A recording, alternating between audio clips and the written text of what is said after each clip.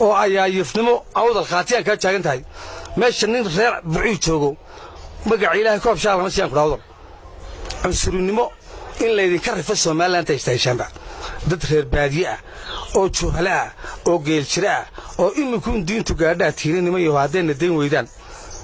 anagu idma faragelinay annagu dadka waxaan nahay dalka dashiyay Soomaaliland lale Soomaaliland aasaasay Soomaaliland abuuray Soomaaliland ku dhex nool horumarka maanta boor magaadhay halkay marayso ayaad idinkuna waxaad ku xisaabtamaysaan 84 baa la siiyay waa reer baadiyaad haydan 1914 ka xaga laga siiyay adiga 1914 baa aniga xadka la mariyay halkan Itoobiya Ingiriis iyo Soomaaliland roortaydan waxay xadku maraa 1919 maalintaasi waana lagu dhawaaqaynaga Ingiriiska sheegaysa waa ninkii aan kaga saxiixanay saylac ee ay reer boorama ku yiraahdeen kuma dhali kartid qof xadaarada aad sheegaysay badoonimada aad sheegaysay ma taad isku kala jabisay reer bariba horumarka goboladaada iyo degmooyinkaaga wala garanaya horta waxa uu sheegay waxa ka mid ah xildhibaanada ninkaas maaha waa dadka magac dili weeyaan reer burco ma wada xumaa laakiin haday ninkaasi wax ka qaban waayaan dadka noocaasa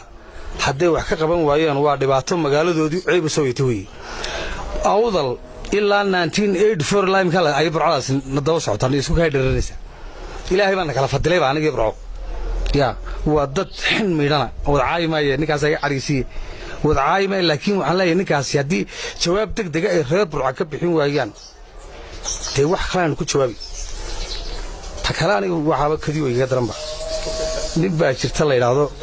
nin jawaan la yiraahdo jirta moogta isaguna boorama ku wash warni kan jawaane maxaa isagana boorama ka galay boorama waxaan ka galay buucaas hadii labaad iyo saddexaad ilis ninkaas mar hadduu hadlay baan anigu waxaan leenahay caasimada koobaad baaban nahay saacada laga bilaabo to labaad iyo xoog dambe to koobaad baaban anigu taayba waa halkii cigaal walkii dawladda lagu sameeyay caasimada koowaad baan nahay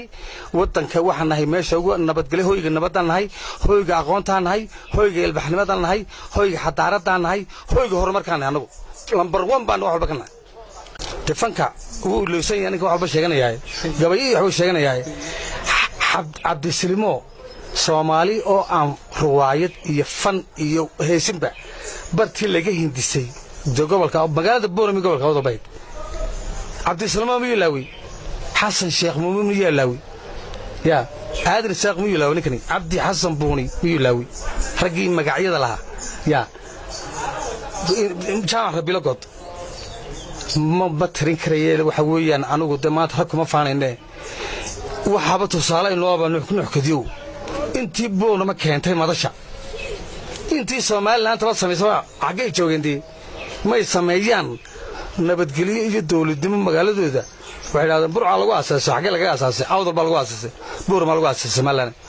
حتى تدون سنة لبوة بحل لبوة دم أي حل له ودول بيرات ودول المعدنات بدنا وان قول كي يقوليه ودول كي نقرأ سيجا عصله هذا الخاتيان كان قدكتين هذا يروح هو يندر وادنا قد هذه كلا والله بالله طلع جواب دبل اللي نسير إنه ما هو هاد ويدين عادي دولار سنة كده